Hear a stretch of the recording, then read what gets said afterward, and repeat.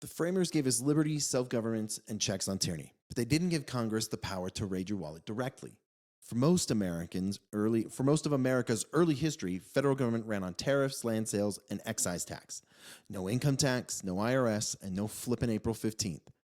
But as the country industrialized in the 1800s, things changed. Railroads, factories, big business, urban growth demanded bigger government presence.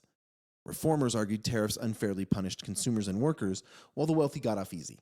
Politicians started pushing for something new, a direct tax on your income. Problem was, Constitution didn't allow it, until the 16th Amendment rewrote the rules in 1913. Welcome to our republic.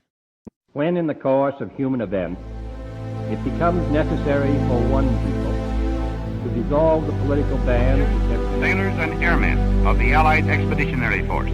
Well, I think it's time we ask ourselves if we still know the freedoms that were intended for us by the founding fathers. Not one small step for man. Those three hallowed words reverently dictate what you ought to be, what you can be, what you will be. We pledge to each other our lives, our fortunes, and our sacred honor.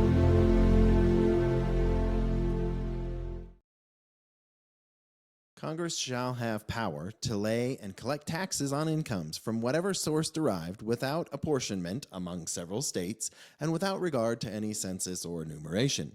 Translation: no more Supreme Court roadblocks. Congress can now tax income directly without worrying about dividing it up by population.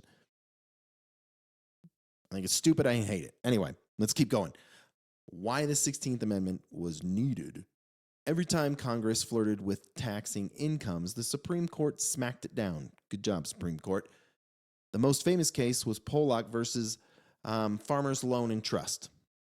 The court ruled that taxing income from property like rent, dividends, and investments was a direct tax and unconstitutional unless split up by state population. That made income tax practically unworkable. Reformers didn't give up. Populists and progressives, I'm just trying to keep my cool, especially in the Midwest and South, rallied for income tax as a way to make the wealthy elite contribute more. Tariffs, they argued, raised the cost of basic goods for everyone while millionaires got off cheap. The solution? The constitutional amendment that would override Pollock and give Congress explicit power to tax income directly.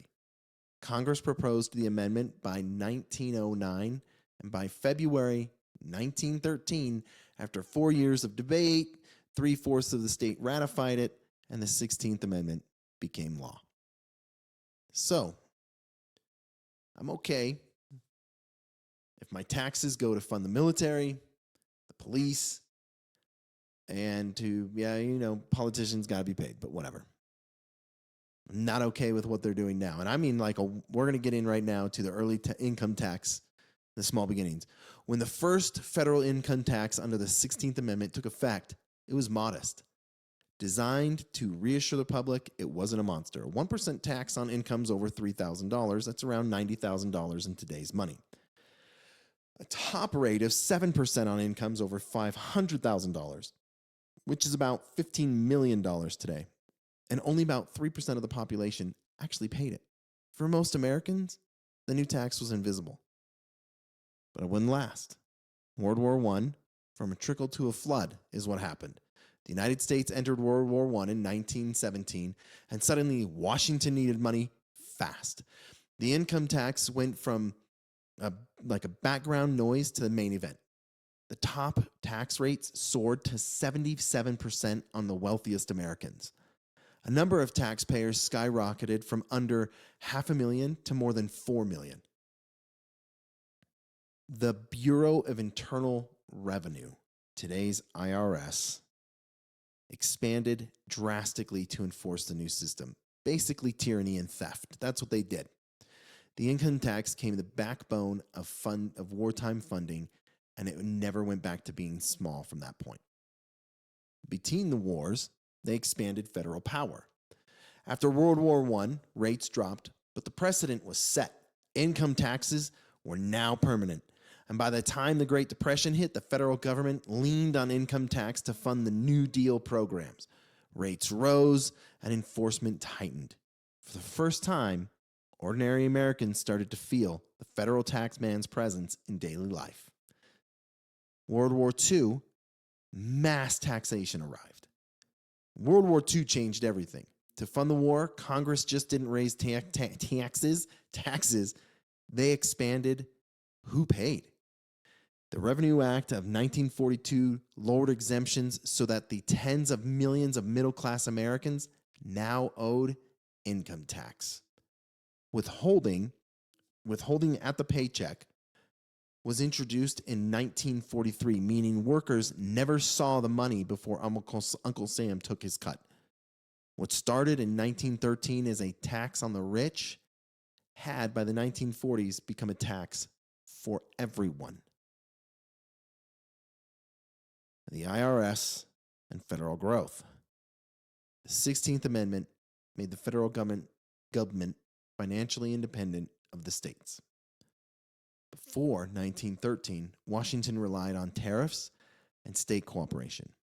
After 1913, with income tax revenue flowing, Washington grew, funding wars, the New Deal, highways, Medicare, welfare programs, and the Cold War machine. The IRS became one of the most powerful agencies in America, even though it's just the mob stealing from you, with the power to audit, seize property, and enforce compliance. It embodied the shift from a small republic to a modern administrative superstate. It stripped freedoms. I'm sorry, it just did.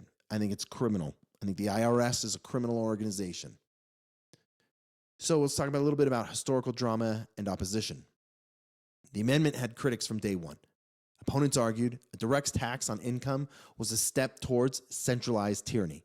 And that's what they're doing today. Oregon, 42% of your paycheck goes to the government.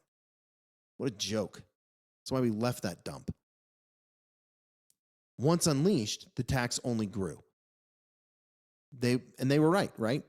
The people in opposition were right. It only grew. The government's size and scope would explode, tethering every citizen's livelihood to our frickin' federal government. Supporters countered that it was the fastest way to fund the government, especially compared to tariffs, which hit poor and working families the hardest. The tug of war never ended. The 16th Amendment became the permanent flashpoint in American politics, the backbone of government funding, but also a massive symbol of federal overreach. With the tariffs that our president is currently putting on other countries, our income taxes should be dropped back down to 1%. I'm sorry, I don't give a rip. The government is stealing from you, Americans. The 16th Amendment wasn't about fairness, it was about power. By giving Washington the right to tax incomes, it cut the leash tying the federal government to the states and plugged it straight into the pockets of you, the American people. From that point on, right, the size of the government was only limited by how much money it would take from you. Really appreciate you listening. I wanted to rant and ramble and curse and talk about the government shutdown we're going through right now, but y'all can go and do that yourselves. Remember, history isn't boring, especially when one amendment destroyed our republic, right? And gave the federal government the power to reach into your wallet every day, every paycheck, forever. See you next time.